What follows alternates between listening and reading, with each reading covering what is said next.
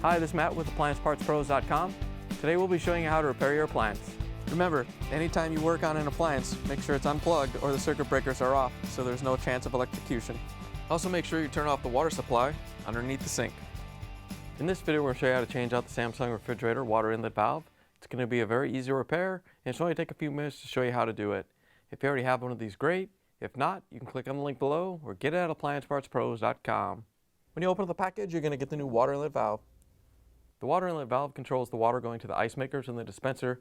The main reason you'll be changing it out is if one or more of the solenoids have failed, and you're not getting water, or the body's cracked, and you're getting water leaking on the floor. In order to get to the part, we have to go to the back of the refrigerator.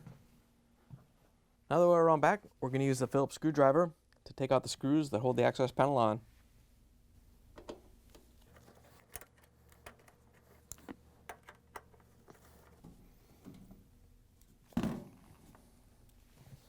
Once you have all the screws out, you can lift the panel off and set it aside.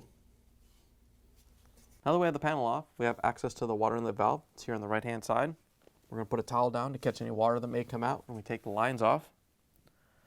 We're going to use a Phillips screwdriver to take out the screw that holds this bracket on.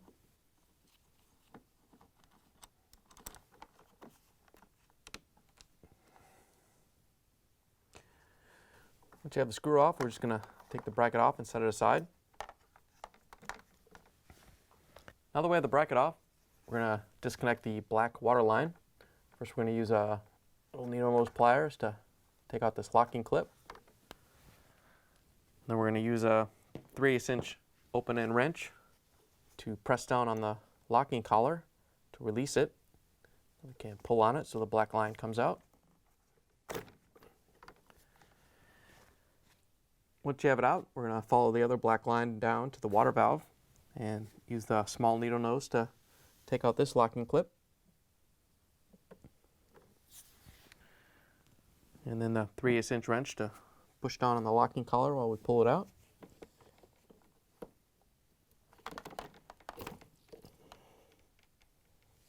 Now we're going to reach on the side of the water valve here, and there's a little clip that holds this water line and the power cord. We're just going to get the water line out so we can pull the valve out in a minute. Once you have it out, we're going to use the Phillips screwdriver to take out the screw that holds the water inlet valve to the cabinet.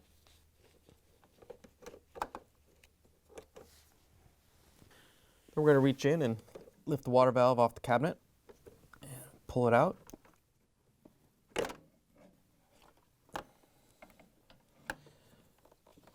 Once you have it clear, we're going to reach up and disconnect the wiring harnesses connectors so we can pull it out the rest of the way. There's two wiring harnesses up here. There's locking tabs on both. You just have to press on the tab and pull the harness off.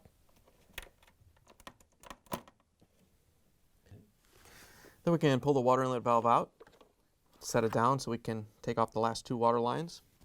On these locking collars, there's two locking clips right here. You just have to lift up on them to unlock them. You have the white one, which has the 1/4 inch line, and then the black one has the 5/16" line. Once you have the collars off, you can take the 3/8" wrench and push down on the locking collar while we pull the water line out.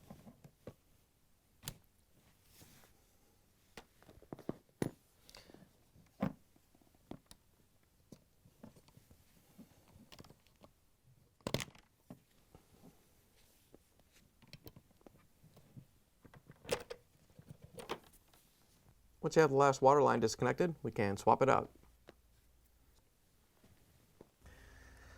Here's the old water inlet valve next to the new one. If you already have one of these, great. If not, you can get it at AppliancePartsPros.com. To put the new water inlet valve in, first we're going to have to take these collars off. Looks like they put them on. So we're just going to unclip them just like we did the old ones.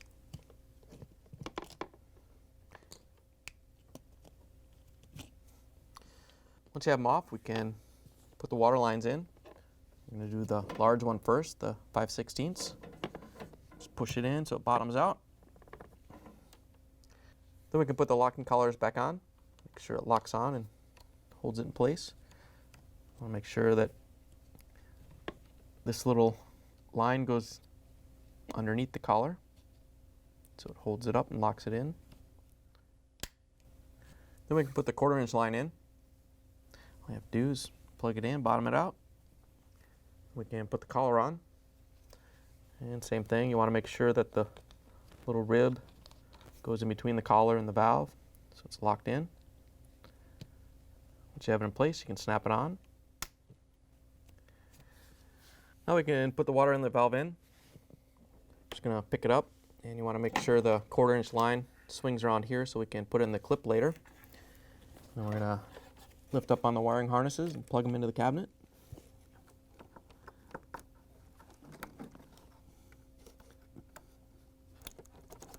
Once you have them in, we're just going to carefully push the water line back in, and then we're going to make sure that this tab hooks into the side of the cabinet. Once you have it in place, we can use the Phillips screwdriver to put in the screw that holds the water inlet valve to the cabinet.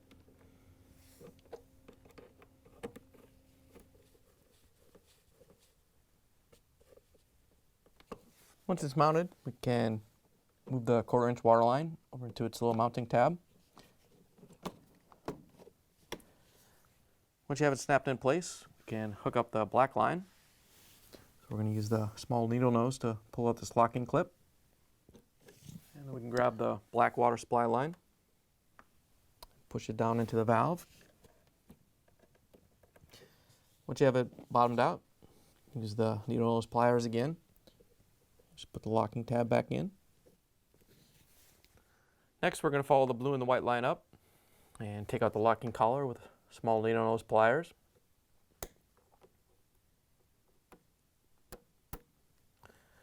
Once you have it out, grab the water line and push it in so it bottoms out. Then we can grab the small needle nose and put the locking collar back in. Now we can put on the bracket that holds all the water lines. All you have to do is snap it onto the water lines. And then we can use the Phillips screwdriver to put in the screw.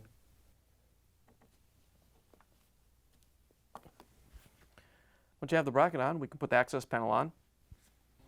Remember, anytime you have the panel off, you want to make sure you clean everything up in here to make it run as efficiently as possible. You just want to be careful over by the compressor. You don't want to damage any of those small copper lines. To put the access panel back on, we're just going to set it onto the little mounting tabs. Once you have it in place, you can lift it up, and then we can use the Phillips screwdriver to put the screws in.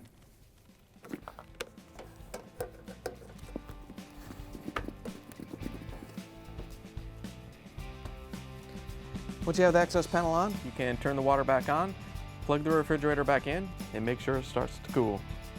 Thanks for joining us for another successful repair brought to you by AppliancePartsPros.com. Check out our other repair videos on our site, Facebook, and YouTube.